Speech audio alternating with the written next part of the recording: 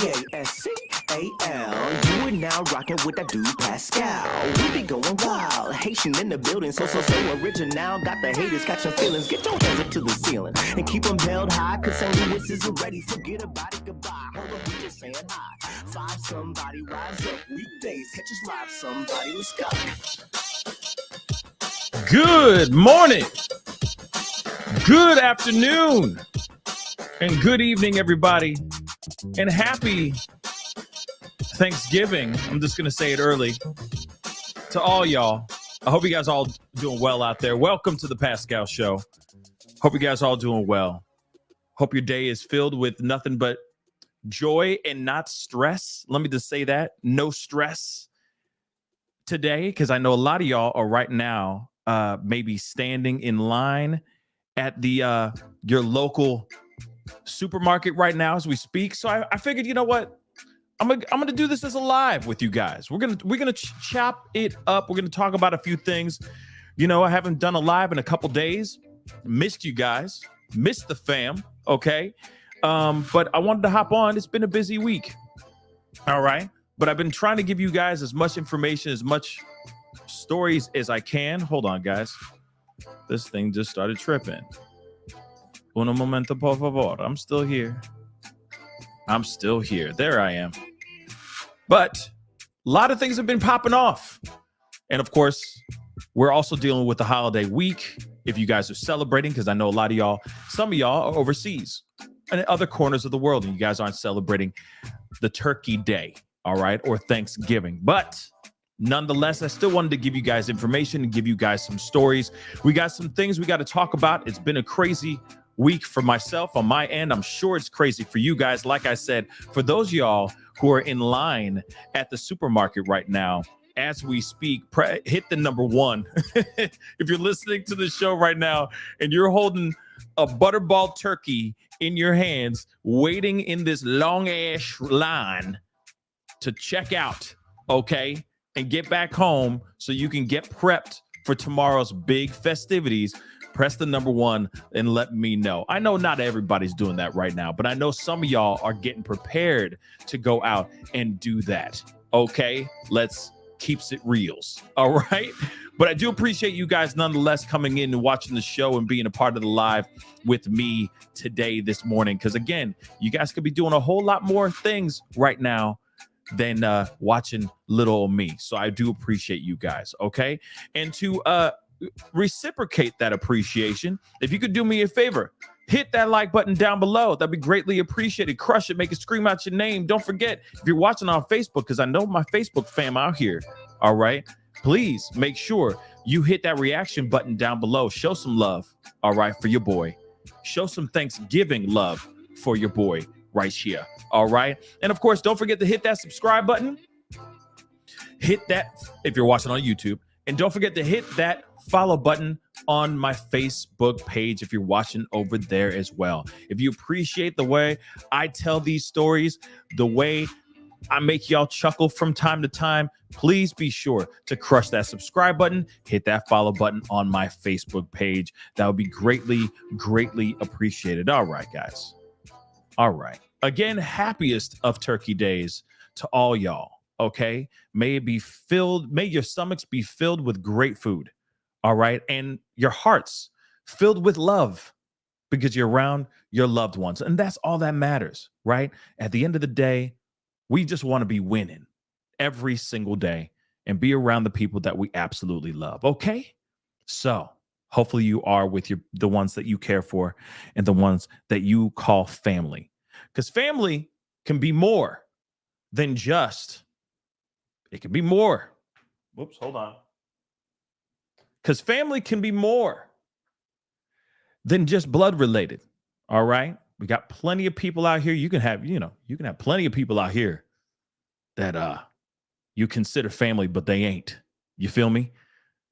But there's a lot of people out here that are not blood related, that are family. So hopefully you are surrounded by nothing but love and the people that care for you and you care for them. Okay? And great food. Don't you be getting that dry ass turkey. Okay? We ain't got time for that.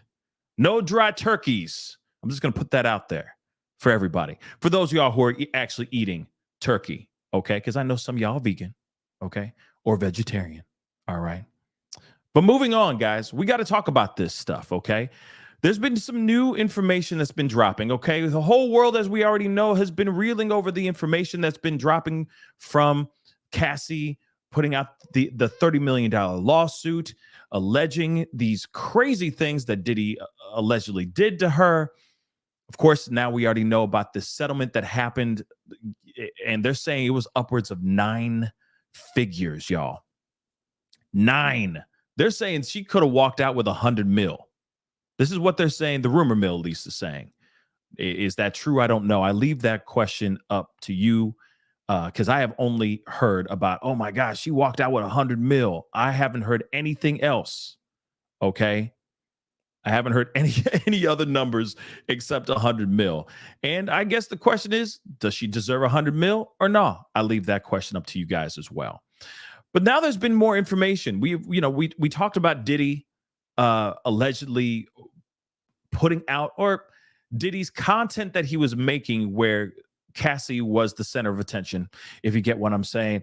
That footage was actually being leaked out. That was shared all over the place. Allegedly, it was shared so much that it crossed paths. It crossed the path of 50 Cent. Now, I did a video about that, but of course, it's pretty shocking what he says about receiving this spicy content where Cassie's in it with other men. And he finds out that this is cool by Diddy. Diddy goes, how did you get the content in the first place?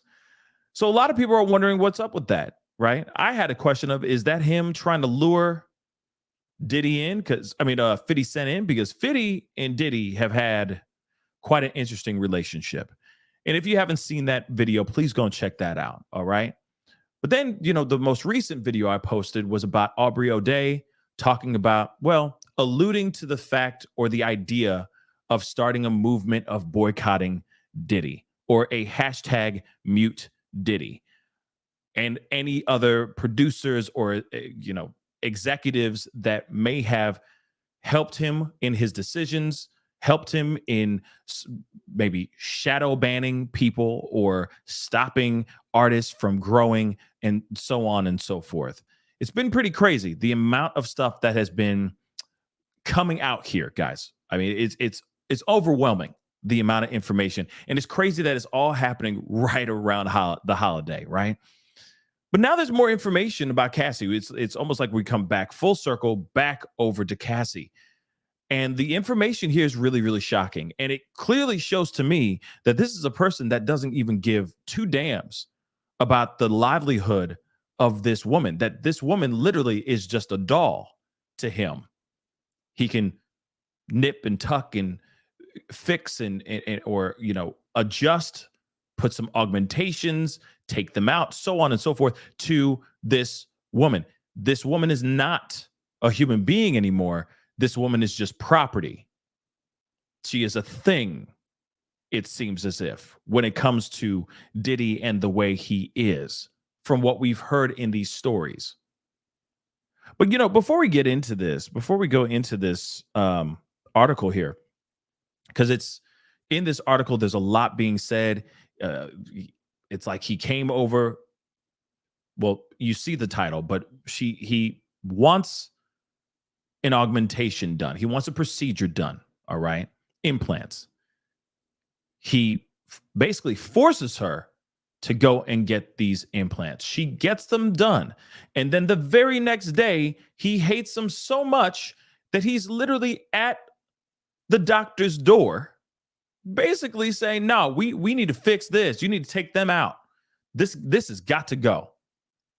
Complaining that the augmentation, the implants were too big. But if you know anything about surgery, if you know anything about procedures like this, there's quite a bit of swelling that happens on any part of your body that you do some type of procedure on. And for some odd reason, Diddy didn't put that in his mind. He didn't put that in consideration. He just said, they're too big. I need them gone. They need to be out today, doc. Like today. The doctor said, hey, that is unethical. That is dangerous. And we can't do that. It needs a little bit more time. Her body needs time to heal. You got to remember, when you do some type of procedure like that, your body's going through some serious trauma. Some very, very dangerous trauma. Okay. People have lost their lives going under the knife for that kind of procedure. And we already know about the plethora of people that have lost their lives doing just even the BBLs, which is even more evasive, more intense, okay? Some people say it's like your body going through a car crash when you're doing those types of augmentations, okay? Or those alterations into your body, okay? But nevertheless, this woman had just gotten done being under the knife. And I'm sure she was just fine and happy with her body the way it was. But because of Diddy, he said, nah, you need to change this ish. So the doctor does do this. We're going to hear that story here in a second. And then the doctor later on just loses his life. I'm not kidding. Randomly drives off the cliff while he's driving and texting. He accidentally drives off a cliff. You got to remember, with the amount of persuasion, let's just say that, okay, that Diddy was putting and pressure that Diddy was putting on this doctor, the doctor ended up doing that procedure within the week. Then this doctor who just did something that I feel goes under the lines of malpractice and all that, it's completely unethical. He even said that the procedure was mutilation. That same doctor drives off a cliff whilst texting and driving. I'm not kidding. I'm not making this up. It's in this article. Let's take a look at it, shall we? All right. So this is apparently from a source. So I'm wondering real quick before we jump into everything, okay? I'm still wondering if this is absolutely 110% true, but it seems very interesting that this doctor is no longer with us anymore. This doctor's gone. And I keep wondering, is this a body, for lack of a better term, in the wake of Diddy's wrath? One more thing. Let me just say this one more thing, okay? Before we go into this article, I want to remind you, this man did put boom booms, okay, for lack of devices into Kid Cudi's car to make that car go boom. Kid Cudi has even confirmed that, saying that is very true. His car went boom boom in his driveway. I'm just saying, as we get more information, as we start to hear all this stuff, and now we're hearing about we hear about the car explosion, and then now we're hearing Dr. Ryan, who did the procedure, was pressured into doing another procedure within a week of the previous procedure that he had just done on Cassie, suddenly now is no longer here. We've heard countless stories about other people that have worked closely with Diddy that have either lost their lives, have perished dramatically, or that have almost lost their lives just by made it by the skin of their teeth. I'll be sure. Don't worry. We will be going into a conversation in a Diddy File video, okay? As these little specials I've been putting out. But nevertheless, this is a very, very, to me, this is a very, very dangerous man. And if he was willing to make a car go boom, what else do you think he's capable of doing? Think about it as we continue into this article. And don't worry, I'm going to get to your super chats, and I do appreciate that. And of course, if you want to support the channel, please, by all means, please hit that membership. Join the membership, the family membership, okay? It's less than a cup of coffee at Starbucks, okay? I know we out here, every penny that we work for is hard earned, but at the same time, if you can grant me a little grace and bless me with a membership, that would be greatly appreciated. Hit that join button down below. You can also join my Patreon. It's in the ticker down below, the URL. Okay, that is patreon.com/the Pascal Show. All right, I've been putting out a little bit of behind the scenes footage, that kind of thing, so you get some access to certain things that I'm doing and projects that I'm working on for this channel. So if you want to support the channel, by all means, check out Patreon or hit that join button down below and become a member. Okay, but let's get into this article. Okay, let's get into this article. All right, so we already know that he pressured her to get these implants, only to demand that she reverse the surgery the next day despite health risks because they were quote unquote too big. Okay, so years before being accused of doing these unthinkable things to Cassie and forcing her to do things with male S workers, Diddy Combs pressured the singer to get implants, only to order them to have them removed the following day, despite the plastic surgeon's warnings it could harm her. A source close to the former couple recalled her horror witnessing the exchange, which saw Cassie, fresh from surgery, crying but silent as Diddy demanded celebrity surgeon Dr. Frank Ryan immediately remove the implants despite the serious health risks. Speaking exclusively to Daily Mail, the witness said Diddy thought they could go back into surgery like now and take them out. And Dr. Ryan was like, no way, trying to explain to him that we should wait at least 6 months to see how it heals because she was just opened up. Diddy was like, no, they've got to come out. Call who you need to call. They got to come out.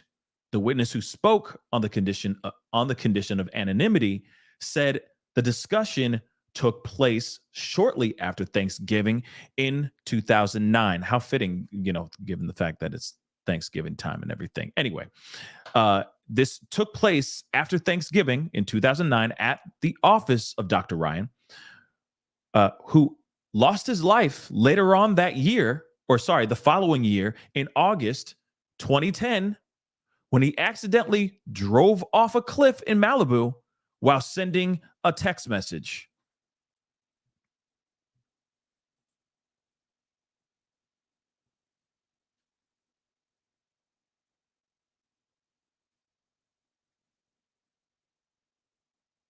I'm just going to let that sink in for a little bit. Moving on.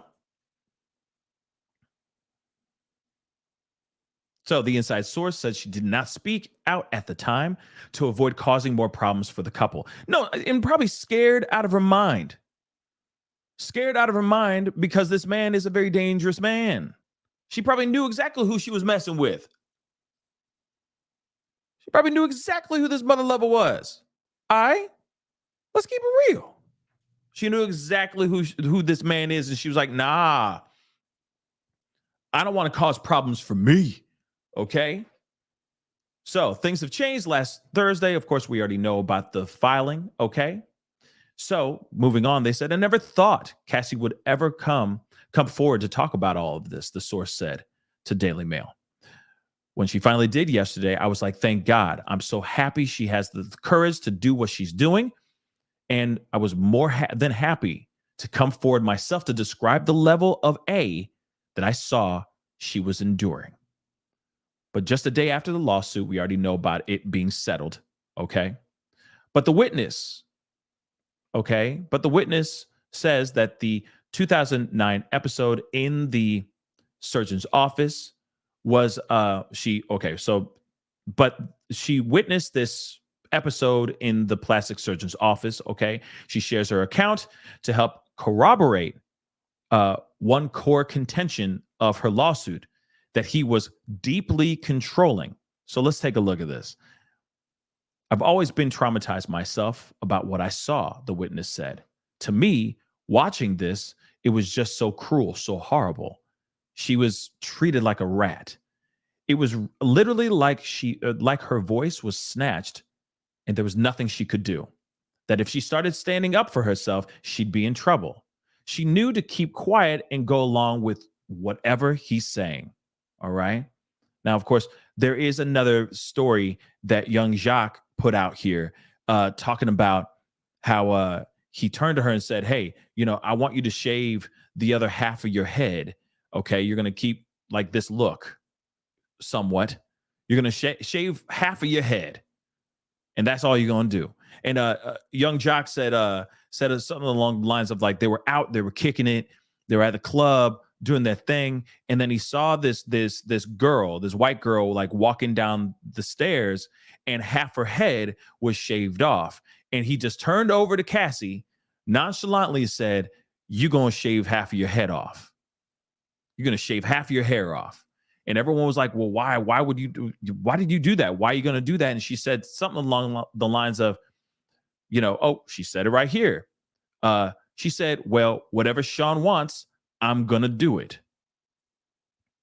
Okay. You got to remember, this is a man that is extremely, from the accounts, from the documents that we read, the 35-page documents that we've read, clearly it shows us that this man is extremely controlling. She is property to him. She's not a human being anymore. She's property. So, and of course, remember, it's like he put her into submission. You got to remember, this is a thing where she just realized there was no point in fighting this man because he was going to win. And she just went into submission. All that is being detailed in that 35-page lawsuit, or in that 35-page document. It is absolutely insane to me, guys. Absolutely insane. But let's continue. So she said about the shaving half of her head, half of her hair off. She said, hey, whatever Sean wants, Sean gets. All right. Speaking on Diddy's role in Cassie's augmentation, that same year, the witness said she first became concerned during the initial consultation when he accompanied her to the appointment with Dr. Ryan. The doctor had treated a host of stars, including a whole bunch of people: Gene Simmons, Heidi Montag, Shauna Sand, and Vince Neil. Describing the office visit in 2009, the source recalled how Diddy had done nearly all of the talking during the consultation. He presented his vision for Cassie's breasts as she stood topless before them and had pictures taken of her body. She said it was him talking about what he wanted, the witness recalled. She was like his doll, like a dress-up doll. She had a flat chest. He said he wanted a full shape, sexy, but not too big. The source said that typically patients speak for themselves. Usually men act like I just want her to be happy, even though they know it's for them. This witness continues saying, men are usually kind of quiet in these consultations. It was out of the ordinary that he was doing all the talking and she wasn't saying anything. She appeared meek. She was more like a Stepford wife, agreeable, amiable, but quiet. Dr. Ryan Dr. Ryan, excited to have the famous rapper in his luxurious cosmetic surgery office, was proudly and confidently agreeing with everything Diddy said, according to the witness. He just got into his artistry mode, the witness recalled of the surgeon, who charged about $16,000 for the procedure. $16,000. Damn. Okay. He was describing how great the outcome was going to be. It was going to be perfect, how confident he was about achieving the desired results. Oh, she's going to look beautiful. They're going to be great. They're going to be beautiful. Diddy, they're going to be beautiful. Okay, Mr. Combs, they're going to be beautiful. All right. After I'm done, I'm an artist. I'm like Michelangelo up in here. All right. The surgery took place weeks later, in another location, with Cassie being released that evening. But according to the source, Diddy was furious with the results. The very next day, guys, he wanted to meet Dr. Ryan. That's insane. And discuss having the implants removed for a smaller size, the source said. He said they were too big. Dr. Ryan called the witness, expressing alarm and wanting her to be present for the meeting. So Dr. Ryan called this source up and said, yo, I need you here for this. That's insane. He wanted me there, she said. He needed some support. He was scared, I'm sure. He thought there would be strength in numbers with me helping navigate him through this. This man, I'm sorry, this doctor was scared. I'm going to be real. This doctor was scared. And I'm sure, I mean, this is me assuming, okay, speculating, but I'm sure the doctor called more than just this witness to be like, yo, I need you here, y'all, because this man angry. I've never had a client this mad before. I need somebody here. And I need a witness because I don't want a lawsuit coming from my ass as well. Let's be real. But they said that according to the source, Diddy was furious with the results. And from what we're understanding right now, when he's furious, we already heard stories. When this man furious, he furious. Okay? He's dangerous. Just saying. So he called her at 1 to be a witness to the situation, and 2, probably to find ways to protect himself. Not only just legally, but maybe he was like, hey, if I have a witness in this room, there's no way he's going to put his paws on me. There's no way he can put any hurt on me. Okay. And I get it. Like you got to remember, okay, $16,000. I mean, to him, it's probably nothing. Okay. To Diddy, it's probably nothing, but it is a lot of quiche. It's a whole lot of money. And if you want it done a certain way and it doesn't come out the way you want it, I get being angry, but at the same time, or being upset. But furious is another conversation. All right. And then also on top of that, it's the realization of, hey, if it's too big, 1, there's swelling. 2, it needs time. Your body needs time to heal. So let her body heal. But he doesn't want that. He instantly says, nah, this is not perfect. Like he's not putting the math in his head, or those pills are just make him not use logic. Okay. It just doesn't make sense. All right. But this is a very dangerous man, angry, not thinking logically.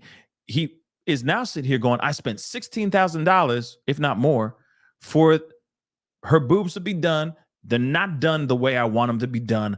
I want them out, and you're going to do it right now. And the doctor's like, no. But this dude is knocking on his door, basically saying, like, we going to talk, and you're going to do this week, whether you like it or not. I don't give a damn about ethical. You're going to do it.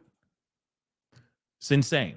Let's continue. So the half shaved, half head thing, all from Diddy. All from Diddy, y'all. Crazy, deranged. All right. So it was the day after surgery, and she looked like she was in pain. The plastic surgeon tried to talk sense into Diddy, she said. The doctor was shocked and seemed like he was going to wet himself. Like, what am I going to do with this? The source said. This man was scared. Okay? This man was scared out of his wits, guys. He was trying to hold his ground that this was never going to happen, assuring him that we can get that desired result, but that we need time for healing. He was saying, there's a lot of swelling now, but that will go down. she recalled. He said, you're seeing a lot of swelling. You're seeing a lot of swelling and a lot of fluid, but it will go down. But Diddy just wasn't convinced and kept saying, no, they've got to come out.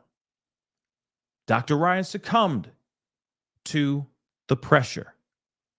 Okay, I'll get my team together and we'll take them out. Do a smaller size, the witness said. He felt bad for her, and it was sad. It was just so sad. And while this all was going down, or while this all was going on, Cassie was not talking at all. She was crying, visibly traumatized, but she wasn't saying anything at all and just going along with whatever he said. She wasn't advocating for herself or for the boobs at all. And he, Diddy, was not comforting her at all. Yeah, because like I said, he don't give a damn about her. She's just property. She's just a thing. The source said the doctor rushed to get the supplies and the team together and performed the follow-up surgery within a week. The witness said she never saw Diddy or Cassie again. She kept silent until now. And of course, the lawsuit. She says she's proud of Cassie for going public, reading the lawsuit with interest. I'm not surprised her body was not her own at all, because in that moment I witnessed it was not her body. It was his body to be dressed up and enhanced the way he wanted. If somebody doesn't respect somebody's body being cut up, I can't imagine he cared much about her or her body in any other area of her life. She deserves to have agency over her body and reclaim any dignity that was locked in the relationship for whatever she endured. Now, we already know about the settlement. Okay, we already know about the settlement and all that. Okay, but one thing that is just pretty crazy to me. All right, when we see all this, when we're listening to this and we're talking about this and we're reading this article here, there's got to be some level of malpractice here that's going on that the doctor just risked. Obviously he didn't. I get the fear. I get the fear that this doctor was having. Okay. I mean, this doctor was, I'm sure, terrified, especially if it's Diddy. Let's be real. Especially when we've heard all the stuff that we've heard so far about Diddy. This is a very, very dangerous man. And if you are on the bad side of him, this is not a side that you want to be on. Real talk. Okay. So I could see why him being scared, like looking like he was about to pee his pants, I get it. I fully get it. Hence the reason why he did the thing. But I still think that I don't know. I mean, you do what you need to do so you can survive, okay? And God knows what else was being said in that conversation. Aside from, no, they need to come out. Is he sitting here saying like, you better get this done or something bad's going to happen to your hands, bruh. Something like that. You see what I'm saying? Now you got a guy who's terrified and worried about his own livelihood, his own well-being. And that's terrible, y'all. That's absolutely terrible. All right. Roderick just said, malpractice is definitely what I was thinking. Yeah, this is malpractice like a mug. And he's risking everything. He's risking his own career to do this because Diddy was just insanely passionate and enraged about the size of her chest at that time. Okay? That's insane, guys. All right? Let me grab some of these super chats really, really quick. All right? Cassie Lee, thank you so much for the $10 super chat. As someone who survived over 65 surgeries, this makes me so angry. She literally could have lost her life, sure, especially because it was so close to the heart. Yeah, he was willing to risk it all, y'all. He was willing to risk it all, and that's terrifying. K Bragg, thank you so much for the 5.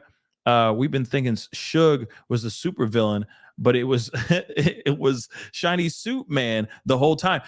I'm telling you, we all thought one thing, and now we're starting to realize that Suge Knight is Diddy, and Diddy is Suge Knight.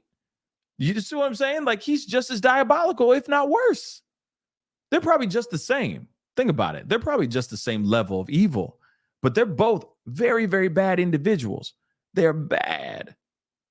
Okay. And I'm like, is it opposite day? Like, Diddy right now is making Suge Knight look like Mr. Rogers right now. Okay. Won't you be my neighbor? Like, literally. Okay. And allegedly, Suge Knight is supposed to be doing a podcast talking about all this as well, especially the parts that have him involved. Okay, but still, this is a very dangerous individual. Okay, very, very dangerous individual. But I mean, to think. All right. To think that all the stuff that we've heard, okay, the 35-page documents that are out here, the information that we have received about all that, and now we hear this piece about him immediately saying, open her back up, take him out right now, that quickly, because he wants to return. He wanted to return the implants that he bought. And he's like, nah, I don't like them. Nah, bro, you need to fix this right now.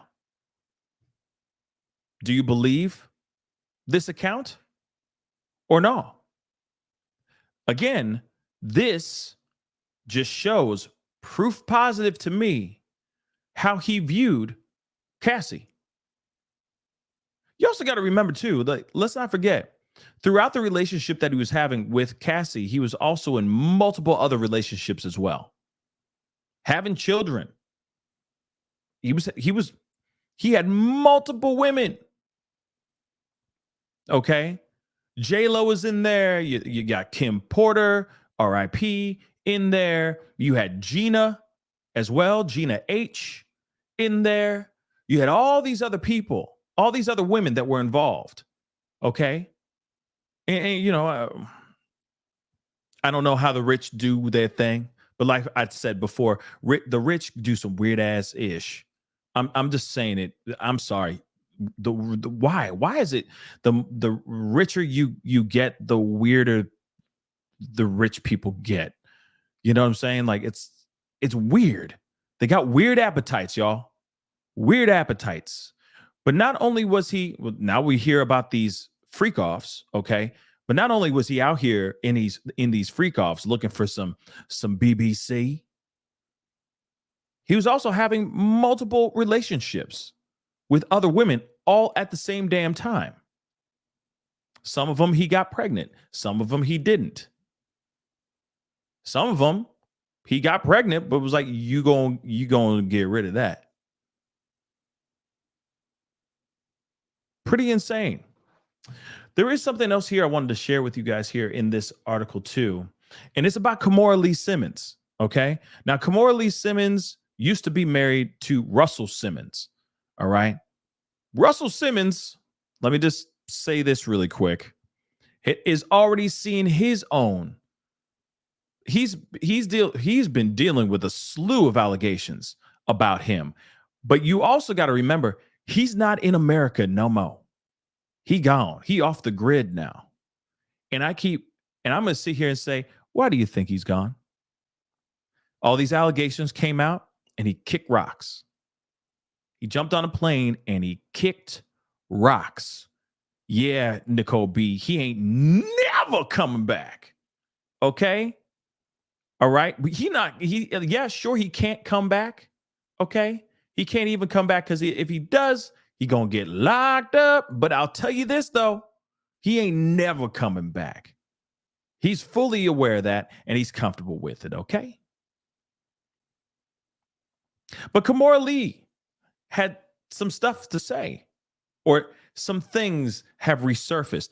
You got to remember, there are so many stories that have been said, interviews, sound bites, little anecdotes about their people's random run-ins with Diddy that are all coming back. They're all starting to resurface. Like I said about the 50 Cent situation. An old interview got resurfaced, and it's like, wow, he had content of Cassie, spicy content that definitely confirms the freak offs, the allegations about the freak offs. But you got to remember, there have been many other people that have talked about these freak offs in the past. Many. Now, other people, other interviews and stuff like that are starting to come out. Let me show you what I mean. And it's in this same doggone article. Like they broke it all the way down. Okay. I guess they needed to fulfill a certain amount of like a word quota or something like that for this article, but whatever. Okay. I appreciate it no matter what. And I know a lot of people have been talking about the Camilla Lee Simmons piece because one, Camilla Lee was really good best friends with Kim Porter. So there's a lot of people that have been kind of just what's the word? They all been doing this. Just what Camilla Lee gonna say? After all this stuff came out, everyone's going, you got something to say? You gonna say something? Because we waiting now. Now's the time. Now's the time to talk. Okay? The double Dutch jump ropes are not moving anymore. You could jump right in and say your piece right now. Go on and say it. So she's had a few things that she's posted on her Instagram. And a lot of it's like, I told y'all. Told you so. What y'all think? Okay. Jaguar Wright has even spoken out and been like, I told y'all, like y'all late to the party. Y'all still in the past. I'm in the future. I'm up to date. Y'all way behind me. Okay. Plenty of people have spoken out against Diddy and have been looked at or have been made to look like they're insane. And now that we have this lawsuit out and these documents and everything, now all the people that looked like they were crazy are all standing out here going like, I ain't got nothing else to say because I said it 10 years ago. So just play that ish. Just play it. Go and run it back. It's all good. I don't give a damn because I said what I said and y'all thought I was insane. And now a lot of this stuff is starting to be unearthed, like the Camilla Lee Simmons interview. Okay. So she was interviewed for the New York Magazine in 2014. Again, this is the ex-wife of Russell Simmons. Okay. She's also the Baby Fat founder. Also from St. Louis. But she accused Diddy of threatening to hit her when she was with child. The pair who met in 2005 when she was age 19. They get them young, man. Damn. Split in 2018. The lawsuit claimed that just before the end of their relationship, Diddy forced his way into her home. This is the lawsuit part. But they even said here that in a New York Magazine interview, which actually I'm just going to look up. Now I got to see it myself. Now we got to see it together as a fam.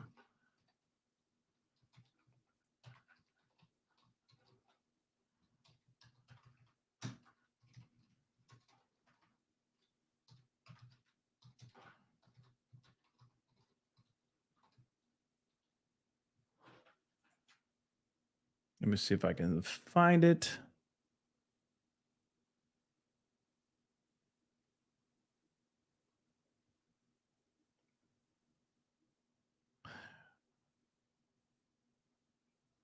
Let me see. Hold on. It says 2014, but let me see.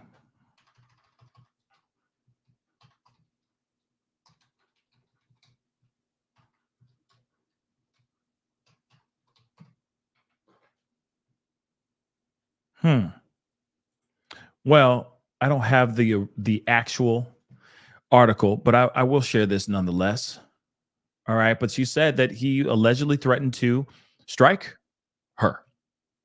Okay. Kicking off their decades long beef. Let's take a look at this. So, former designer and former supermodel Camilla Lee Simmons was one of the first voices to speak out against Sean Diddy Combs when Cassie dropped this bombshell civil lawsuit against the rap mogul. Though cryptic, the baby fat owner wrote after the news dropped, "As you sow, so shall you reap."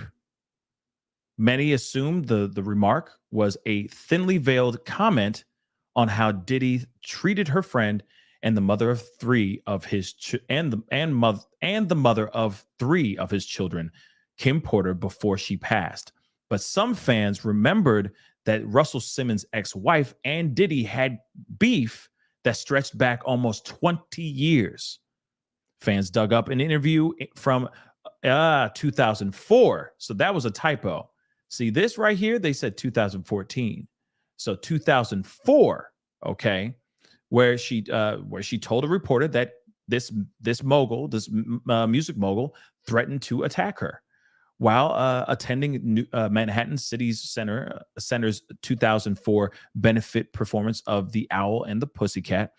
Camilla Lee Simmons was interviewed by New York Magazine. The reporter mentioned in the article there was a nasty cloudburst when Camilla said something to Combs, and he threatened to strike her. So there was a nasty cloudburst when Camilla said something to Combs, and he threatened to attack her. And I was pregnant, the moron, Camilla said. According to the interview, Diddy recognized how inappropriate his remarks were, and he eventually got down on his knees in public to apologize.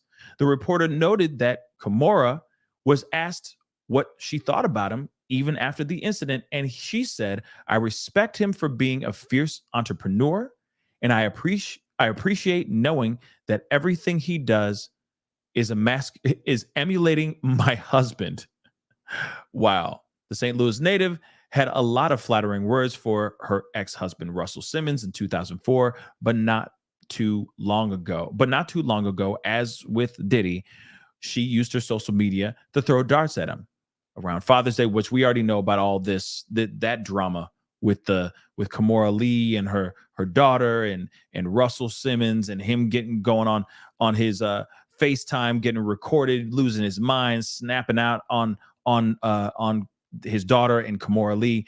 But one thing I think is very interesting is that he eventually got down on his knees in public to apologize for saying that he was going to attack her. You know why he did that? You know exactly why he did that. Because it's Russell Simmons he has to answer to. You think that Diddy is the only dangerous man in the music industry? Russell's been around in the game for a long time, much longer than Diddy. So I could see him going out of his way being like, "Yo, I am so sorry." Because you know for a fact he didn't realize who he was talking to. Let's keep that straight funky. Okay? Let's keep that real. And damn right, Nicole B. Yeah. He didn't want Russell to make his car go boom boom too. Oh God. I mean, come on, guys. Like, do you know who you're talking to? Do you know whose wife at that time? I think. Were they still together at that time? I don't know. But do you know who she is connected to? This is his woman. This is his wife. You're telling me he's just going to sit there and go, "Oh, Diddy, it's all good. You know, threaten her all you want. It's all good, baby." Nah, you're going to be life over. Okay? Okay? I see you said, Pascal, all these industry men are connected. It's a small circle. Absolutely. Oh, absolutely. That's why I'm saying, like, all this information, all the stuff that we've been seeing. Remember, we had spicy content that got to P. Diddy. Spicy content that got to P. Diddy. to 50 Cent. All right. That was allegedly from Diddy's artistic films, shot by him, directed by him, all that stuff. 50 Cent somehow got his hands on that kind of content. Who's to say that Russell or any of these other people have their hands on it too? You got to remember, this is some crazy stuff, y'all. There's some really disgusting, manipulative people out here that do some dark-ish out here in these entertainment streets. And for me now, I don't know about you guys, but now I look at like the up and coming artists that are out here that people are making a big deal about and all that. I keep wondering, are they really getting out here because they are talented, or is it because a music, like a record, like a radio station or a popular site either got like paid more or they got their lives threatened to get that star, to get that person to become a star? Just think about it for a second. Think about it for a second. It's very disturbing to think about it. All the people that have been out here. I'm not going to sit here and say all the people, but a vast majority. You know, you've heard of the payola, I'm sorry. And you've heard all those other things, cash-wise. But what about other things? Like, hey, she'll do a little something for you if you do a little something for us. That quid pro quo, if you will, in exchange of certain talents that have nothing to do with their artistry. Or it's, yo, you got to do all this ish if you want to be a part of our crew. If you do this, you're a part of our crew and we'll make you a star. And I'm not talking about that Illuminati stuff. I ain't talking about that. Forget all that noise. I'll put that to the side for a second. I'm just talking about a person getting a chance at the brass ring. It feels like you got to do all this BS instead of actually just being talented. Just having it all, right? Good looking, funny, I don't know, great writer or, great performer, whatever it is. And I'm talking about performing musically. I'm not talking about performing, if you get what I'm saying. But for some odd reason, it seems like there's a lot of that BS that goes on. We've heard plenty of stories, man. I've heard so many stories about like Foxy Brown. I've heard stories about Nicki. I've heard plenty of stories and rumors out here. And I'm not sitting here saying that they are real or that they are true. But at the same time, when you hear something about Cassie going through this kind of thing, it makes you wonder, could that have happened to other artists?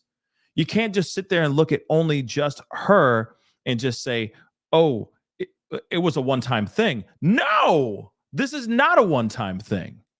There's more to this. There are other victims out here. There are other people that have gone through this type of torture and that are extremely traumatized. And then a lot of us wonder, how did they get addicted to this? How did they get all into this stuff? How did they do this, this, and this? But a lot of times they're not telling us the full truth of what happened to them. A lot of people are trying to cope. They lean on their vices even harder because of the trauma that they've either been witness to or have had inflicted on them. All because they wanted a chance to get their single out to the masses.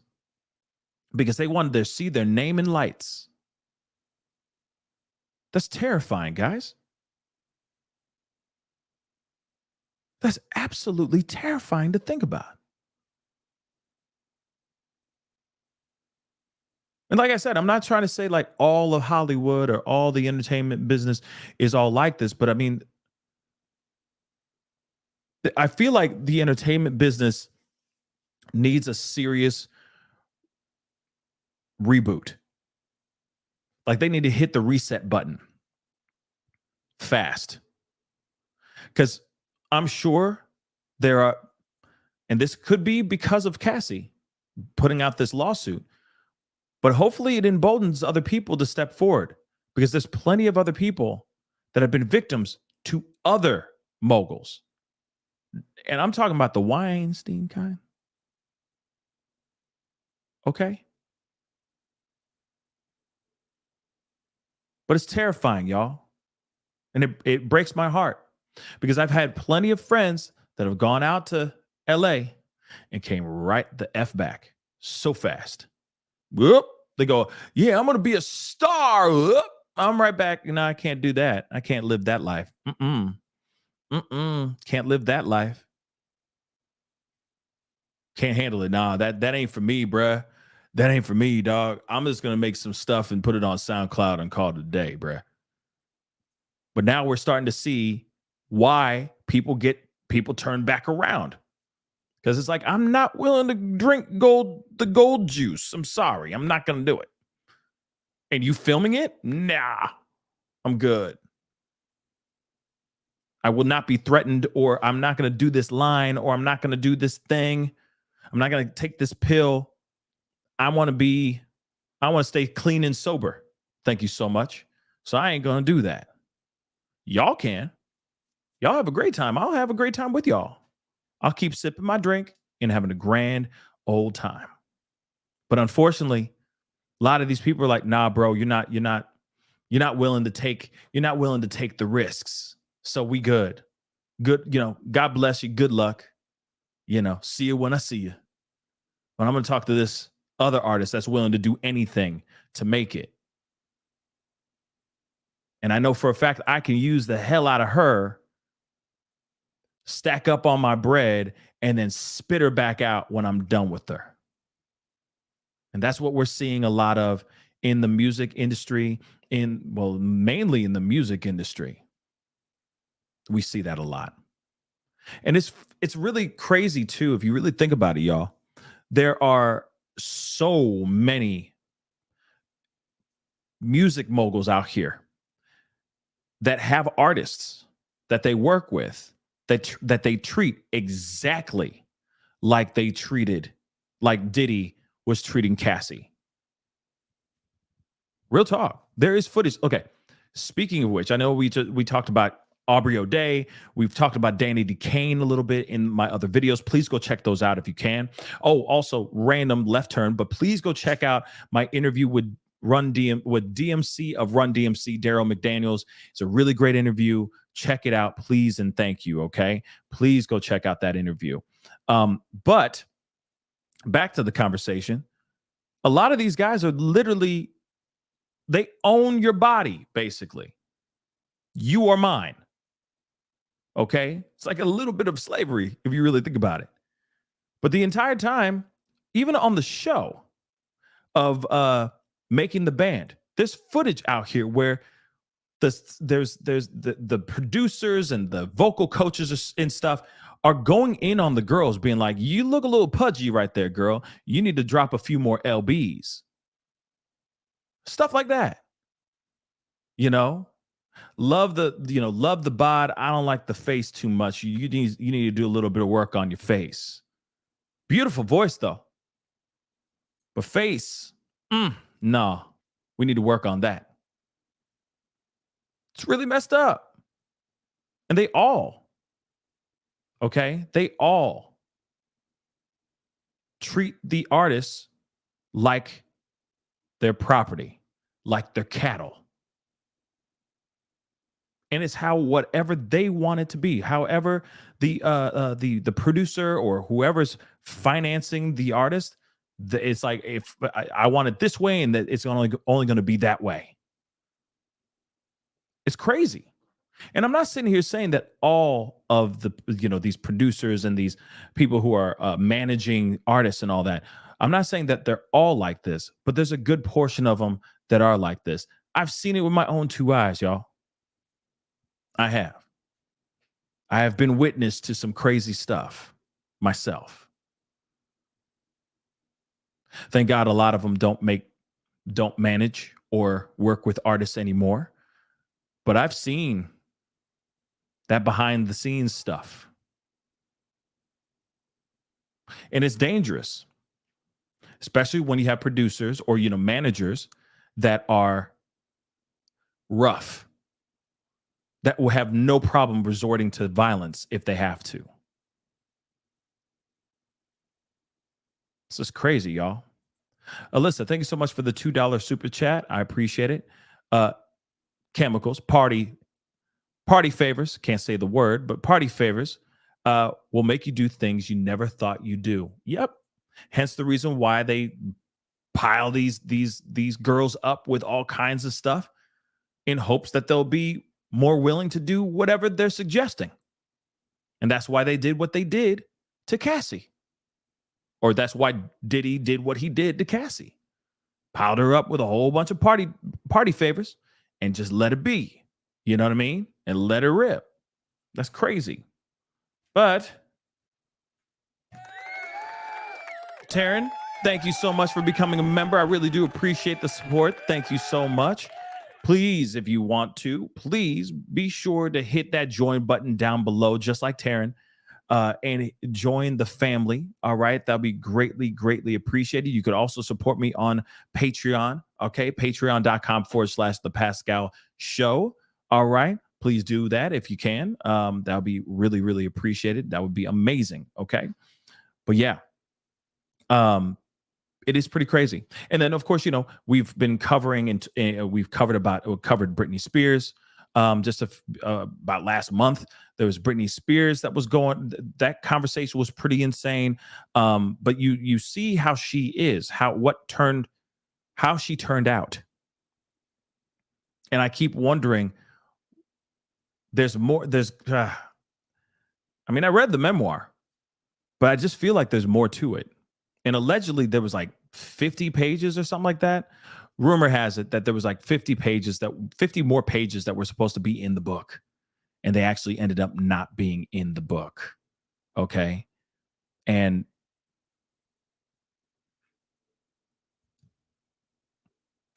it's bad, y'all. Okay.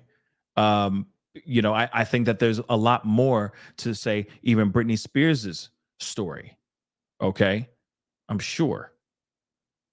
But I do know that there's a lot of other artists that are out here that have been there, that have had the brass ring, even if it was just for 2 seconds, that I'm sure have stories that will blow your minds. And that's the other thing too, Sarah. I want to know that too. How did he treat J-Lo? That's one thing I'm wondering about too. And they were together for a while. Okay. They were together for a while. So I do wonder about that as well. All right. But this is, it's some crazy stuff. And you know what?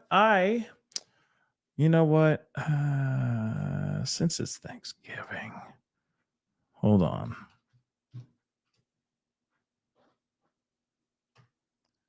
Hold on, guys.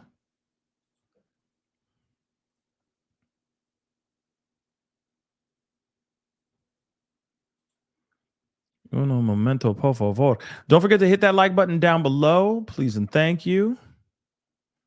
Don't forget to hit that follow button if you're watching on YouTube. Hit that join button if you want to support. That would be dope and greatly appreciated.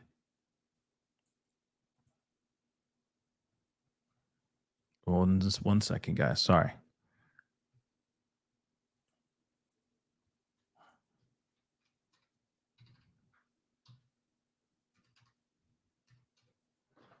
I think I might open up the phone lines for like a hot minute. I think I'm going to open up the phone lines for a hot minute.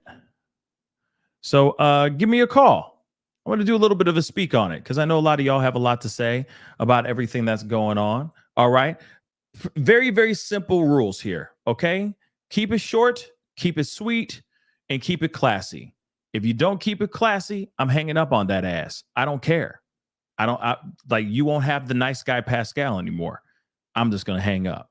So be kind, be respectful, Just be classy. That's all I ask. Very, very simple. All right. So give me a call, 314-766-4581. Okay. Let me know what your thoughts are after hearing all this about the implants and all that. The things that we've talked about over the past couple days in these videos that I've been putting out over the past couple days. What are your thoughts on everything? You know?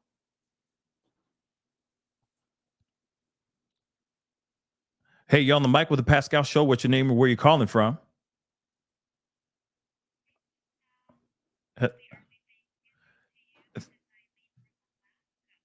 Eileen? Okay, Eileen from Alaska. Everybody hit the number 1. Let me know you guys can hear this. Okay, hit the number 1. Let me know you guys can hear Eileen from Alaska. What's on your mind, sweetheart? Speak on it.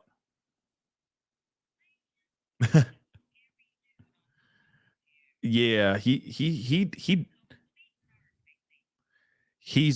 one dangerous mother lover. I'm gonna say that. Okay, that is one. Oh, wait. Hold on 1 second. Oh my gosh. Sorry. Hold on 1 second, guys. Hold on. You're going to have to say that all over again. Hold on. I got to fix something. So sorry. I am so sorry. Hold on. Hold on. I got to. Oops. Hold on. Where the heck is it? Okay. Let's try that. Let's try that again. Shall we? Okay. So Eileen from Alaska, right? Yes, sir. Okay, what's on your mind? Speak on it. Hit the number 1, y'all. Let me know you can hear her. Sorry about that, sweetheart. What were you saying? All good. All good. I am just greeting everyone happy early Thanksgiving. And we have a scary dude on the loose. That's what I was just saying. Yes. With money and power, he's got all of that. He is one dangerous mother lover. Let me just say that.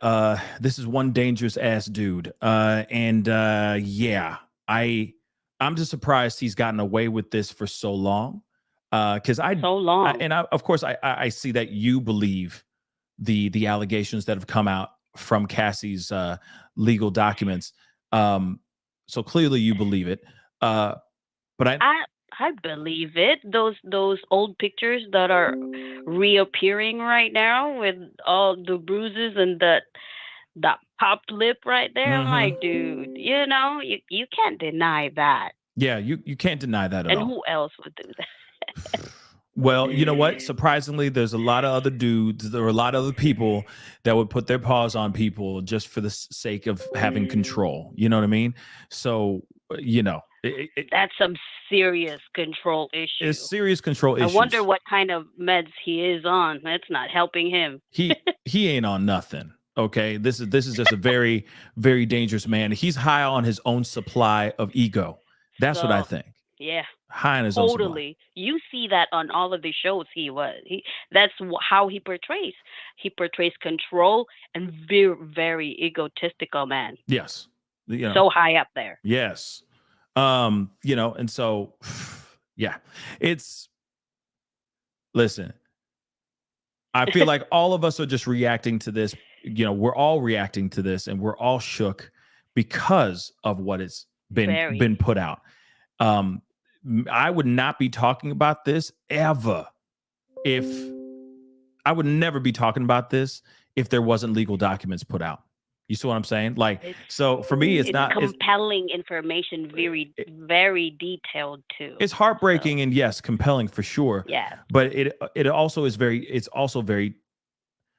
wild because all the stuff that's getting unearthed, all the stuff that's resurfacing, all the interviews, all the other people that have been witnesses or that have been victim to Diddy's own hands.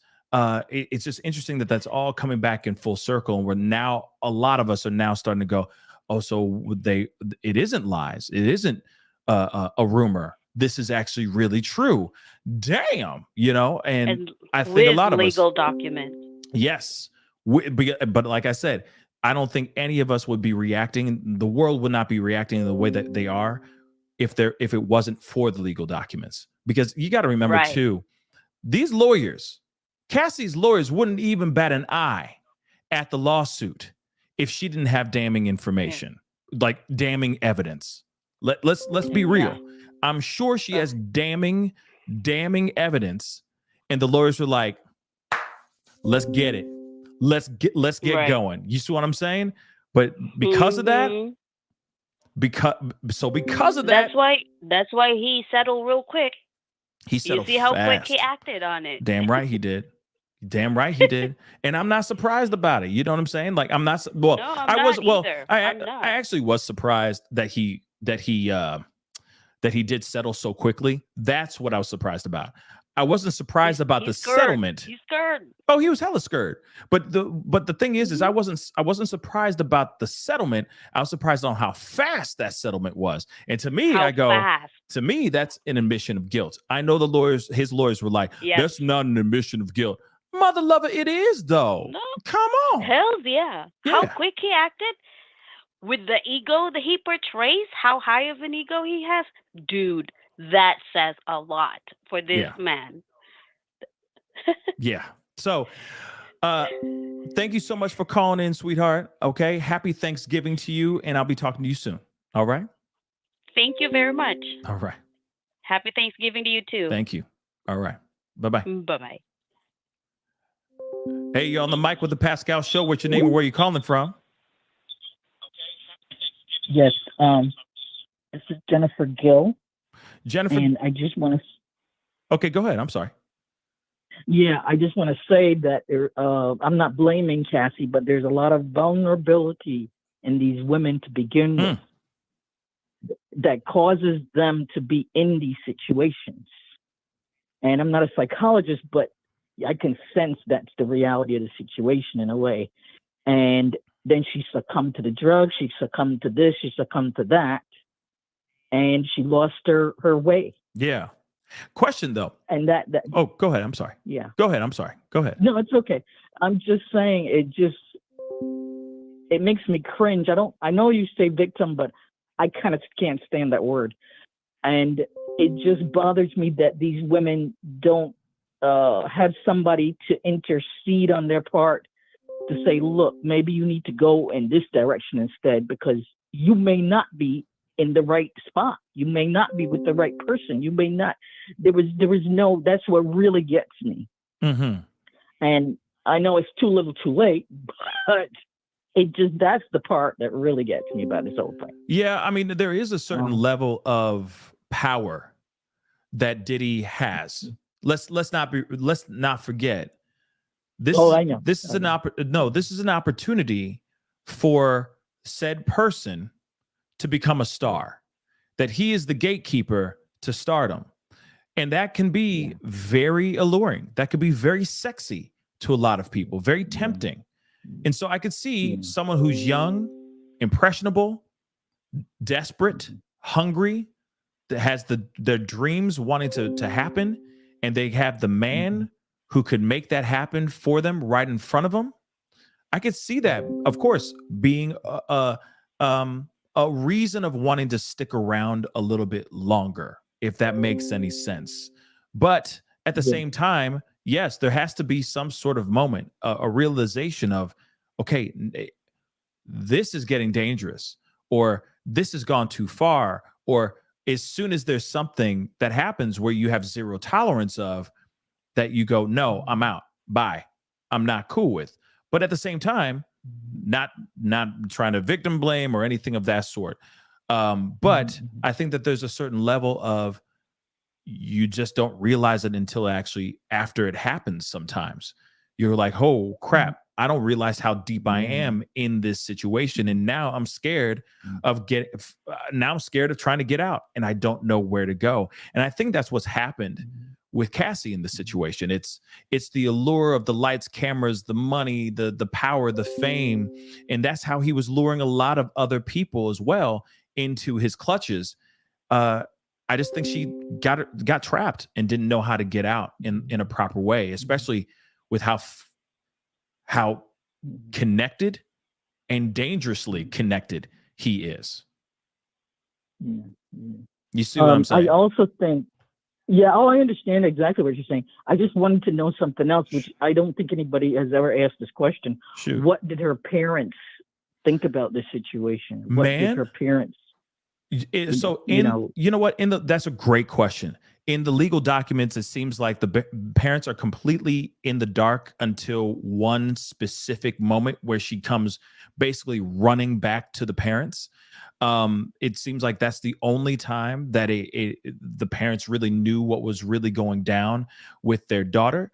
But it wasn't until years later that the parents found out the truth.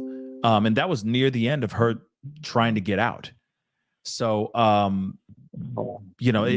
like I said, it's very devastating, all of this. But yeah, he was able to bring in that allure, bring in the glitz and glamour and get her trapped. And now we're starting to realize that not everything that glitters is gold. And I think that's what we're starting to realize here too. But thank you so much for calling in. Thank you so much. Thank you. All right. Yes, you're welcome. All right. Have a great Thanksgiving. Thank you. You too. All right. Okay. Bye. Bye-bye. Right. Hey, you on the you're on the mic with the mic with the Pascal Show. What's your name? Where are you calling from? Hello. Hey, you're on the mic with the Hello. Okay. Hey, you're on the mic with the Pascal Show. What's your name? Where are you calling from? Oh, hi. This is Tyler. Hey, what's up, man? Happy Thanksgiving, brother. Yeah, happy Thanksgiving. Thank you, my dude. So what's on your mind? Speak on it. So, well, like, there's a lot I want to say, but I don't want to like take up too much of people's time because I know everybody else is trying to call in. Yeah. But I'd say that I feel like when we're talking about people like P. Diddy and a lot of these like gatekeepers and a lot of these people who are highly controlling, I feel like it disincentivizes a lot of potential young talent and a lot of people who could be like major, well, not even like just stars, but or like people at least that you know about. Like, I think we're gonna see like a wave of people who may go like independent or not want to work with like a major label, because like I saw like an article like a few months ago, like why aren't major labels pumping out big stars anymore? Mm-hmm. And then I see situations like this, and it's like, you really wonder why. Like people, like they take people who are very vulnerable, people who haven't been really developed in the way of talent, let's just say that, people who aren't necessarily skilled in a particular thing, and they just they just use them, and then they're eventually discarded and not cared about at all. And even those with a lot of talent, so like whether it's like singing or like playing instruments or whatever, like they're worth so much, they're worth so much that they could like eventually be worked to like even like to death, like even like in the case of like say like a Whitney or an MJ or something like that. Right. And you're not wrong with that. What you said is very true. I think the music industry is extremely different now. Somebody said something a little while ago, or in an interview that I saw. They said that the industry now, the reason why we're not seeing many stars, like other MJs and Whitneys and Mariahs and Britneys anymore right now is because of the market is very single based. It's a single based market. So if you got a hot track, okay, played on TikTok, and then somebody makes a song out of it, you know, or makes a dance out of it, and then it goes viral. Nowadays, it's not about the album anymore; it's about the single. I mean, shoot, hits, right. even shout out to like fast food music, right? It's fast food music for sure. But then and it's like even the ones that they do, even the stars that they do have, like Billie Eilish, Olivia Rodrigo, like people like around my age, they they've said that they've felt taken advantage of and pressured to do what these label heads are telling them to do. Yep. Or like, you got to make the next this or make the next this. Yeah, instead of actually just being their true, authentic self artistically.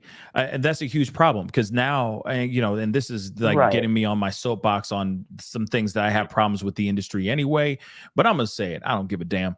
But the thing I hate so much is that everything has become so cookie cutter.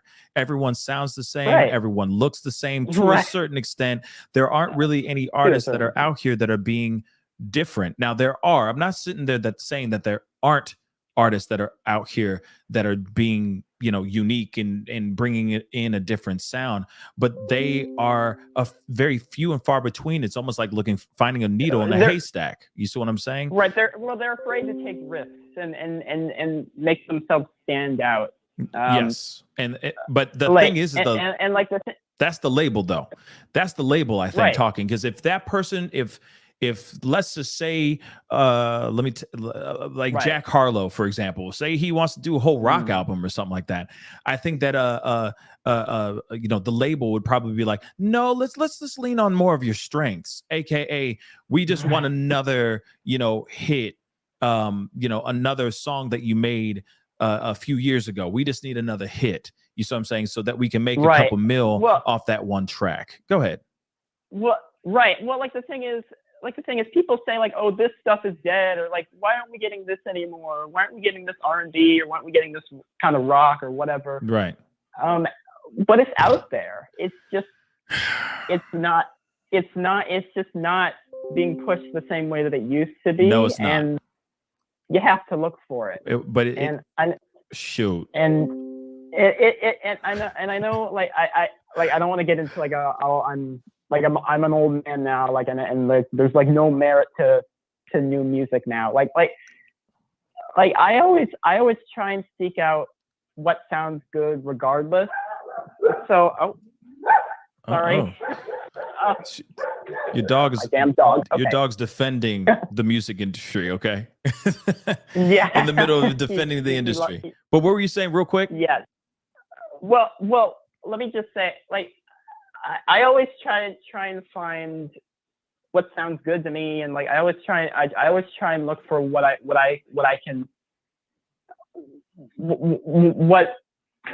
can see has potential and has a lot of like skill and backing behind them. Like I look at YouTube shows like The Terrell Show. I look at people that are bringing something different, something new, and something that's not necessarily mainstream in the industry, and I try to at least give it likes or promote it or do this and make sure that gets elevated over what a lot of these label heads want and a lot of what these industry people are trying to push out, because like it. As we all know, it's not really about the talent. It's about you got to have connections. You got to have the look. You got to have this thing.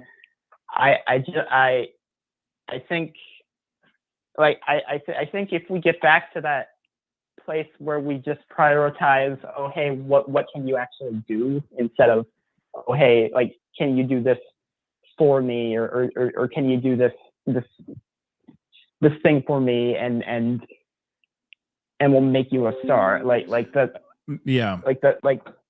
just making sure people get by like on their merits and on what they're actually skilled in, because I think that there is actual potential in artists I'm seeing, but they're just not being given the right push, and they're not being given the proper backing that they should, and instead they're elevating mediocrity, and I think that's what that's what needs to change. And I think, and I also think, like, regarding Diddy and which is what this whole thing started out as anyway. Right. Like, regarding Diddy and regarding these power players, we need people who are willing to actually just, well, not like be like overly nice or whatever, but at least be more considerate of, oh my God, considerate of these young artists. Yeah, young artists' needs and wants, and consider what they want to do first, right? Instead of, yeah, right. You know. So Tyler, I do agree. It's very, very hard to find artists that are out here that are in the mainstream game, really making it out here. It is a tough thing out here, because it's all right now. Everything's pretty much the same sound. No disrespect to female R&B artists and all that stuff, but at the same time, or just R&B in general. I'm just gonna talk about R&B just for 1 second, okay? Male and female R&B, a lot of it is sounding the exact same, okay? It's getting very, very cookie cutter. The girls or the guys, they're all sounding the same. Shoot, even country music. I'm not kidding. I was having dinner. I'm telling you right now. Hold on, really quick. I was at Texas Roadhouse. I'm not kidding. Yeah. Sitting down, eating some dinner. And their steaks are fire, by the way. I didn't know that they were so good. But anyway, I'm sitting there and there's country music playing like crazy in the background. Okay, every single one that's all like the top 40, top 50 hits, whatever. And they're just playing in rotation. Music videos are playing in the background, all that stuff. I look over and I'm like, why is this the same dude, or is this another artist? Lo and behold, it's a completely different artist. I'm like, wow, they all sound the same. Why does it all sound the same? I'm like, what the heck is going on here? Music has not had any type of different vibe in a very long time. It's not eclectic anymore. But then again, back in the day, there were other sounds. But back in the day, there were other sounds that were very much cookie cutter. I mean, the grunge rock sound there was a lot of cookie cutter stuff near the end. You know what I'm saying? And all that stuff. But at least it was balanced out by other genres. Yes. And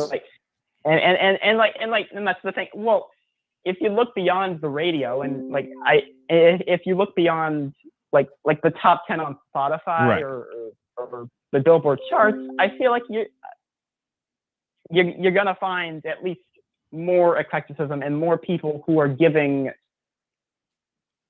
actual quality, in my opinion, or at least people who are giving a different sound and a different vibe from what you would normally see. And I think that is desperately needed in a time where people where people are consuming a lot of cookie cutter stuff. Absolutely. I also think that the listeners are getting lazy as well, but that's another conversation in itself. Tyler, I'm going to have to let you go. Thank you so much for calling in. I'll talk to you soon. All right. Happy Thanksgiving. Peace. Yep. You too. Hey, you're on the mic with the Pascal Show. What's your name and where are you calling from? Hi, my name's Natasha. How are you? I'm good, Natasha. Where are you calling in from? I'm calling from Long Island, New York. Long Island. All right. What's on your mind? Speak on it. I was just saying the whole Diddy thing. I feel like there's a deeper dive. I'm not hearing a lot of people discussing how he was probably groomed to learn how to do this exact same thing. So he probably got put on the game by another executive and was like, yo, this is the game. Let me show you how to do it. No one's talking about that. Like, he probably has to learn that from somebody else. You just don't, I feel like you have to be taught this skill, and no one's talking about it at all. It's like, even, let's go back as far as Mariah Carey and Tommy Mottola. He was doing some controlling things to her. Wasn't he, though? And I'm sure she did write a book about it, but she doesn't really go in that much detail. She even has a complex. She can't be seen in public without showing one side of her face because someone told her she was so ugly on that side. So I feel like it's not just Diddy. It could go back to the 50s to the 60s, even how, it's a bigger conversation. It's not just Diddy. It's the whole record industry.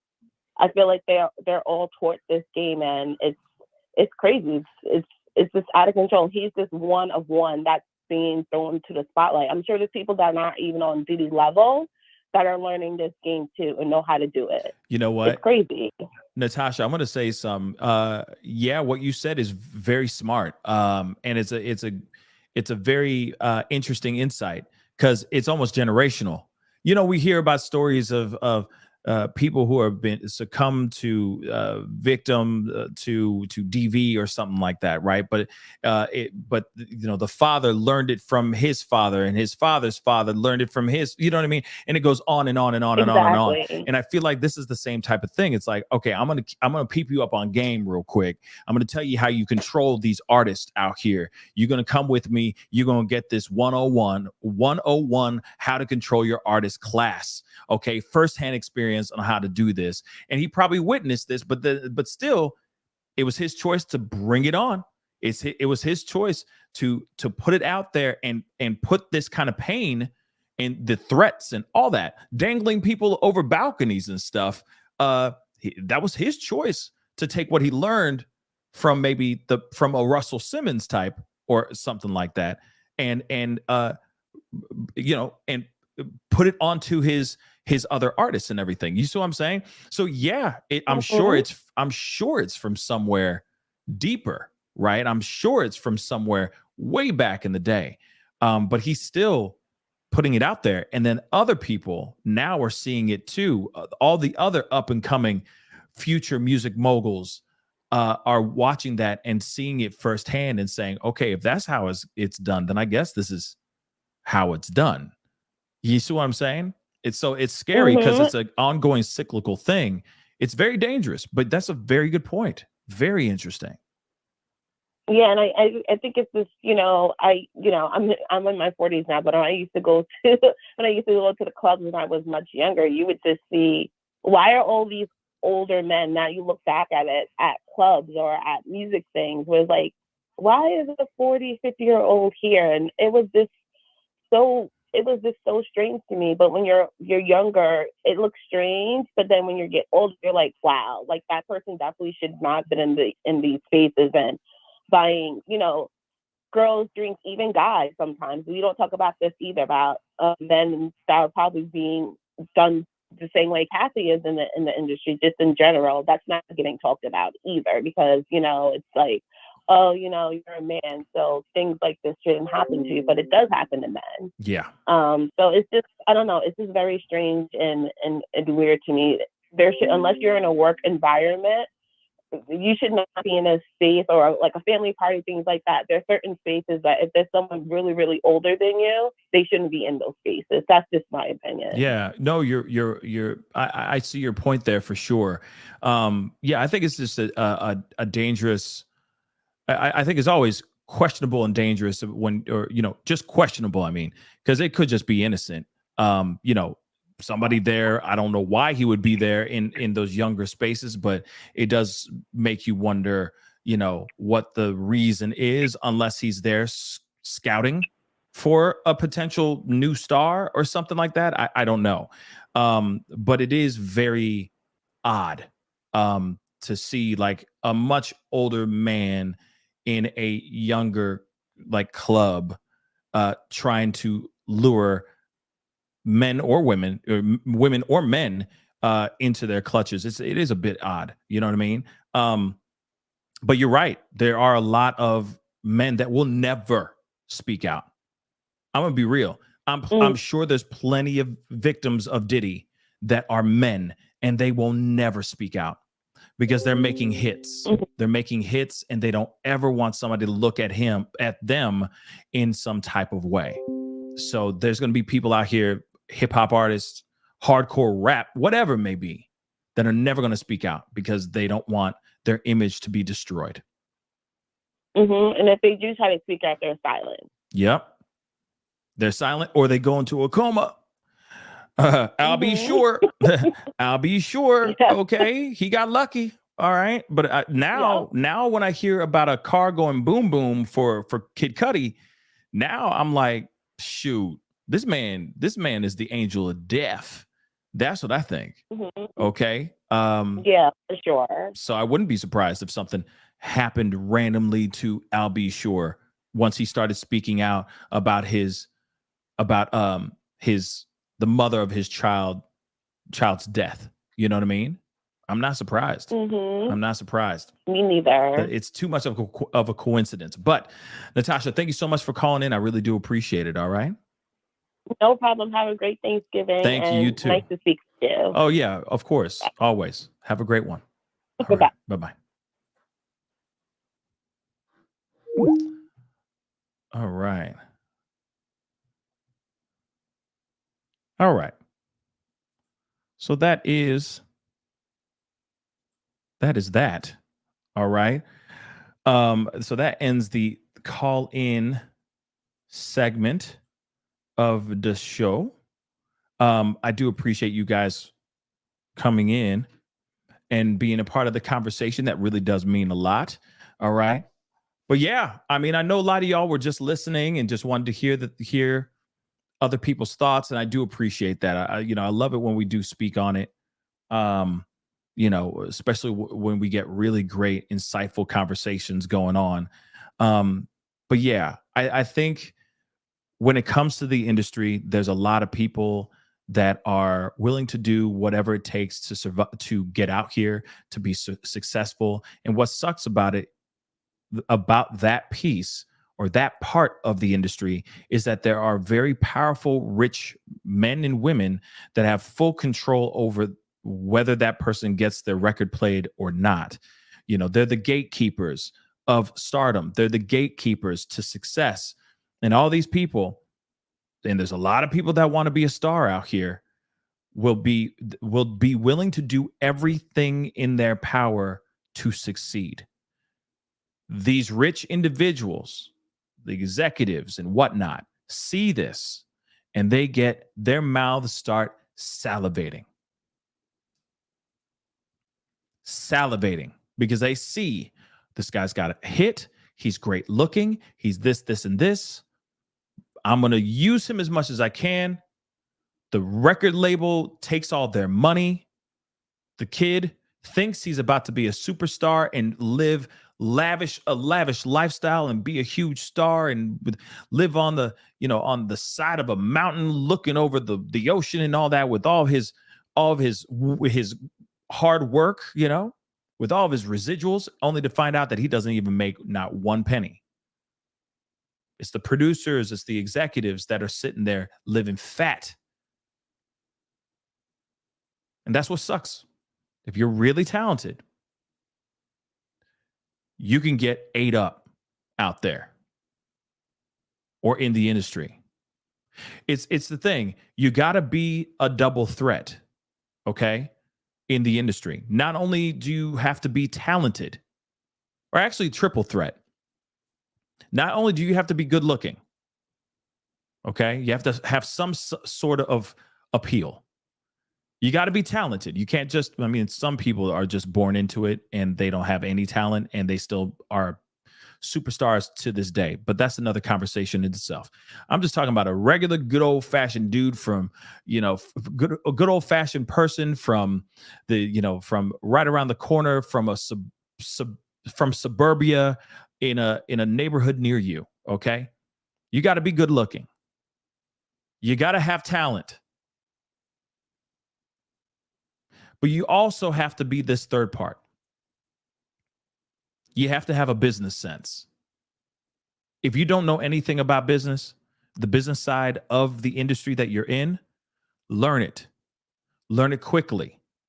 Because what happens to a lot of these artists, they're broke, they're hungry, they're tired, really tired of working at the Roscoe's Chicken and Waffles, or at the Starbucks, or at a Walmart. They're tired. They're tired.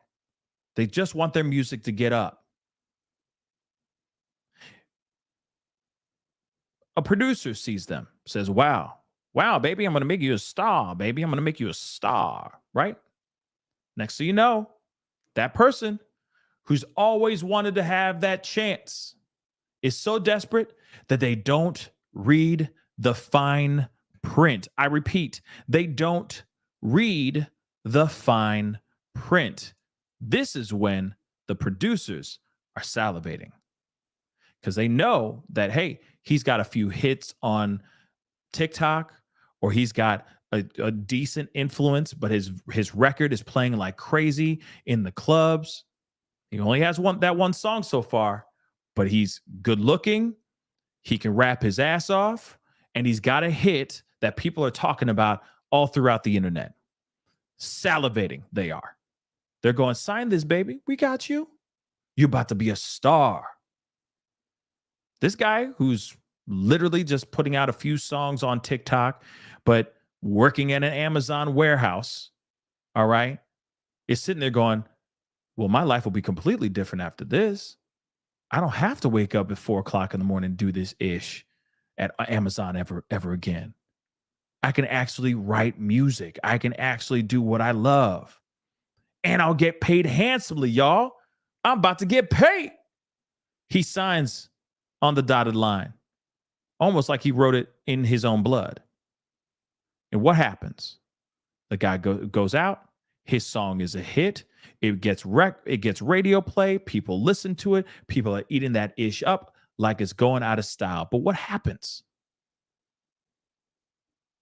When he finally goes, hey, it's time for that check on those residuals. Can't wait to see that. He opens it up. It's only a few $100. Wait, what? Then they say, oh, I'm sorry, my man. You didn't read the fine print? You know, we take care of this. We take care of that. We take care of it. Here's a laundry list. Here's the receipts. Just so you know, because we don't want you thinking that we just took your money. But you did sign this contract. Yeah. But this is how they get them. That's how they get these artists. And then sometimes it's like, you want to get to the next level? You want to be the next superstar? You want to be the next that name? Beyond just a few hits? Man, I need you to come over here and do this thing for me, bruh. Yeah, tonight. Stuff like that does happen. It's beyond contracts. It's beyond talent. It's beyond looks. Now it's like, I own you. You're mine. And if I tell you to show up at this place at this particular time, at this designated place, at this designated time, you better show up. Or your next record is not going to play. And you better act like you enjoy this shit.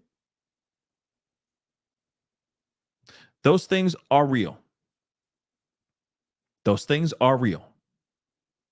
A lot of these artists that are out here get ate up and spat back out.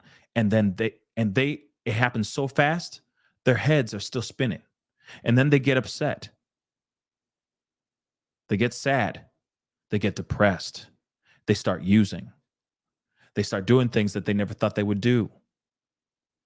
Out of desperation, out of depression, out of the amount of chemicals that are in their body, because they're trying to cope from being used up in the way that they were used. It really happens. Oh, here's another story. How about this? Same scenario. Talented, good looking. You have no business sense whatsoever. You have a hit on TikTok. They're like, we love you, baby. We love you. Sign right here on the dotted line. You sign with the quickness because you're saying, I'm about to make millions. I'm about to get properly minted. Do you understand? Properly minted. So, hey, you go. You sign it on the dotted line. You have the song. They're like, this is great. And then next thing you know, you show up and somebody else is recording your song. Yeah, we just wanted to buy the song, bro. We got you next time. We just thought it'd be perfect for her. And doesn't she sound dope? We got you next time though, bro. See, you didn't read the fine print. We could do whatever the hell we want with this music. You understand? And we got another artist that's already out here and she really needed a new hit. And you gave it to us. Thank you. Here's your money. You get no residuals, but here's the money. Here's a nice little couple grand. Thank you so much. But we'll get to you. We still got an album, right? We good, dog, right? That ish actually happens too. A lot of artists. And then next thing you know, desperation gets even worse because you almost got to kiss the brass ring. All right? You almost got it. But it was given to somebody else instead. Those are real things, okay? These are real stories. I've heard these stories countless times. Not only just the freak-offs, not only just the TLC situation where they go on tour thinking that they're going to come back with a lot of money, only to find out they're in more debt than they were when they left. These stories are so very, very true. The record companies out here are crazy. And what's sad is that we listen and consume all this music that all sounds the same, by the way. It all sounds the same, all cookie cutter right now. SZA, don't get me wrong, you know, talented girl, but there's a lot of other SZAs out here. They all sound the same. It's the same sound. It's the curse of singing. It's all this. It all sounds the same. But we're not able to really look or see outside of that because of how much this other stuff is just being pumped in our brains. You know what I mean? It sucks.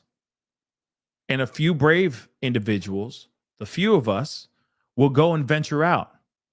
Like Tyler was saying. One of our callers, Tyler, just said, going to SoundCloud, going to these other avenues and trying to hear something different because we're tired of hearing the stuff that we see on TikTok every 5 seconds or that's being played on the radio every 5 seconds. So I urge you guys, venture out, explore, support independent music, support it. I'm not sitting here saying that all record execs are evil and doing stuff that Diddy's alleged of doing, but there are a lot of people that are not getting supported every time you click play on that one song. And I know that's really annoying that you got to do conscious playing. You got to be conscious of who you're playing every damn time. That sucks. I get it. Can't you just hit shuffle and just set and forget it, right? But unfortunately, there's a real reality that's starting to set in for all of us. The industry can be extremely corrupt, but then again, there are some really great people out there in the music industry. It's not all corrupt. It just seems like it just feels like they're a little bit like a needle in the haystack in a way. And yes, Gamer Lover said, got lazy. I think that, the music industry, one, got lazy. But I also think that the listener, us as consumers, got lazy as well. Yeah, I said it. And I don't care. I think we got lazy. I think we got extremely lazy. I think it's important that if you really love music, you venture out and you look for that stuff. Sometimes you have to actively go and search and just start listening. But people are so busy in their own personal rat races that they don't really have time to look up and go, wow, that's a really nice piece of music. Wow, that was really well written. Those lyrics were fire. And it's beyond just making the money kind of thing. Just saying. Because that's what we hear all the time now. I'm not kidding. Okay. I'm sorry. I appreciate you guys hanging out with me. Okay. Happy Thanksgiving to all y'all. Okay. But I want to say this. So I'm in the car last night. I'm driving. We're going and getting some stuff for Thanksgiving, getting ready for our stuff. The last minute shopping, which by the way, we got lucky as hell. Okay. But we're going, and as we're in the car, suddenly D'Angelo's How Does It Feel came on. How does it feel? That song. Okay. Now came on and I said, wow. I was like angry when I said this. I said, they do not make R&B like they used to. It just came on randomly. We're listening to, a regular radio station. Turned it on. It came on. I was like, oh my God, this whole album, by the way, that whole album is vinyl, by the way, just so you know. It's a classic. If you don't know D'Angelo, sit your ass down and listen to some D'Angelo. But I was listening to that and I go, damn, they don't make music. They don't make R&B like they used to. They really don't. They really, really don't. A lot of other music, they don't make music like they used to, okay? Other genres. I don't like country music, okay? But even when I sat in that Texas Roadhouse, I said, they don't make country like they used to. Damn. Okay, but I digress. So I'm hearing and I'm listening to that song and I'm thinking about how they don't make that kind of stuff like they used to. And I started thinking about all the music, because I'm not kidding. Before D'Angelo came on, it was another song and I can't remember the artist's name, but it was, I can do it for hours. That song, I can do it for hours. And all she's saying is for hours and hours and hours and hours, right?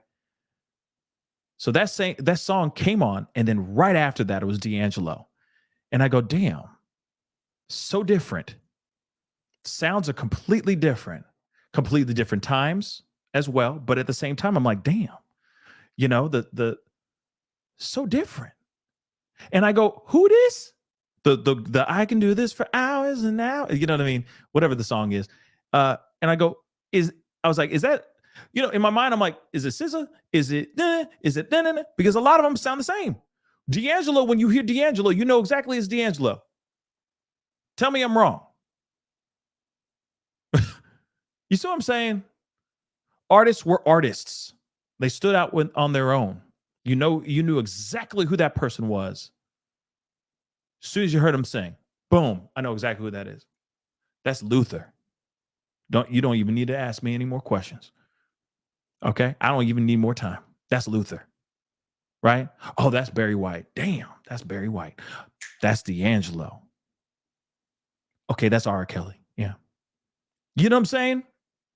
You know for a fact when you hear it without question. All right. But nowadays, it's all the same type of crap.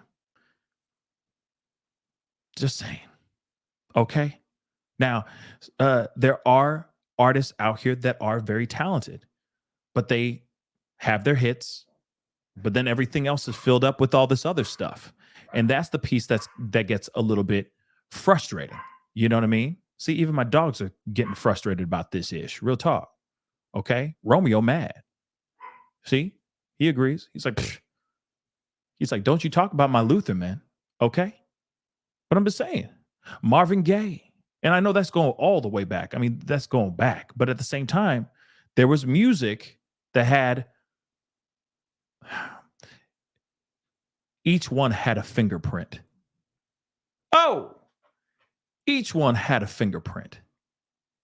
Each single one was different, unique. But you knew exactly who that culprit was. Okay? You ran those fingerprints, you're like, Luther.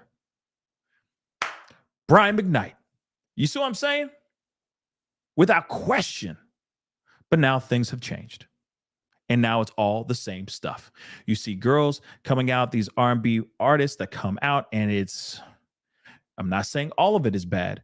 Trust me, there's a lot of really great talented singers out here. But some, I'm like, you look and you sound exactly the same. You're all tiny, skinny, light-skinned, and y'all sound the same, except for SZA. But they all sound the same for the most part. And I'm like, damn, where is the authenticity?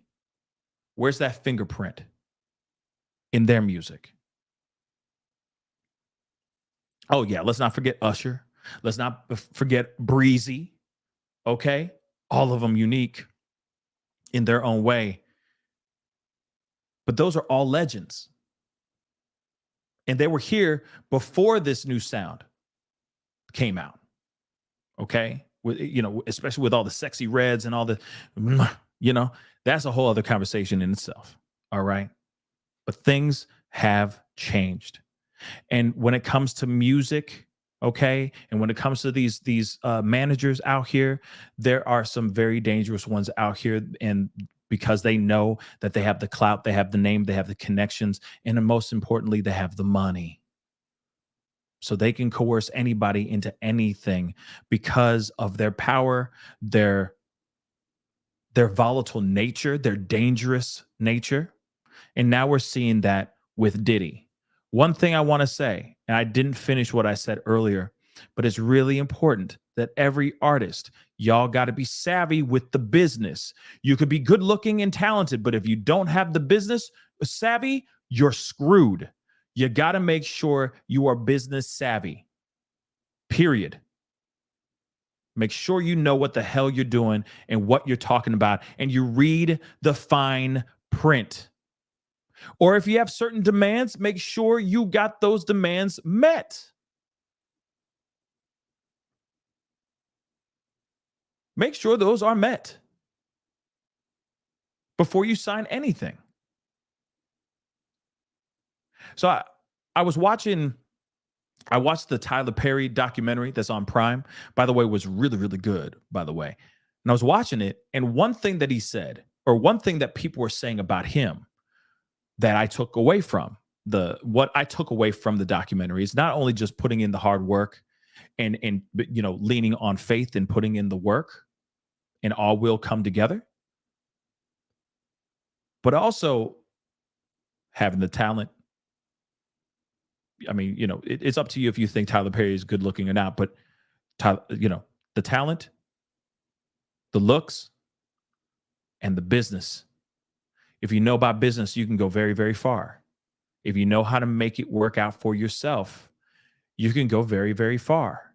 And this is what I say, and what I want to say to every single artist that's out here, every creator. Know your business. Know the ins and outs of that ish. Because that day when you're desperate and he shows up, that the man shows up with that contract, pump the brakes before you sign that contract. Understand what you're bringing to the table. Understand what kind of leverage you have when you are stepping up to the table. Know your business well. And I also do know this too. Sometimes you got to eat. Sometimes you got to eat it. You know what I mean? Sometimes you got to eat the L the first time around. But when you get that successful, if it's successful and they come back to you and they go, okay, it's time for us to renegotiate that contract. Make sure you know what you brought to the table. Make sure you know you have that and dangle that ish right over their heads and demand the stuff that's right for you. Do not let these suits play you. No one deserves that. No one. Anyway, guys, that is the show. I appreciate all y'all for being here. Okay. Thank you guys so much for tuning in. It means a lot. Oh, shoot. Talvish. Thank you so much for the $2 super chat. I really do appreciate it. Music has an identity crisis nowadays. Yep, it does.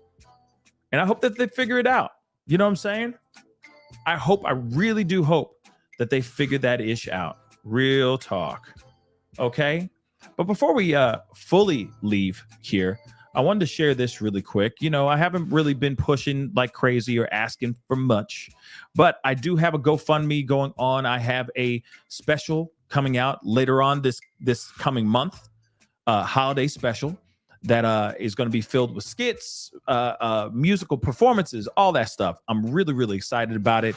I'm really excited about getting it all together and sharing it with you. We will be live as well. Okay.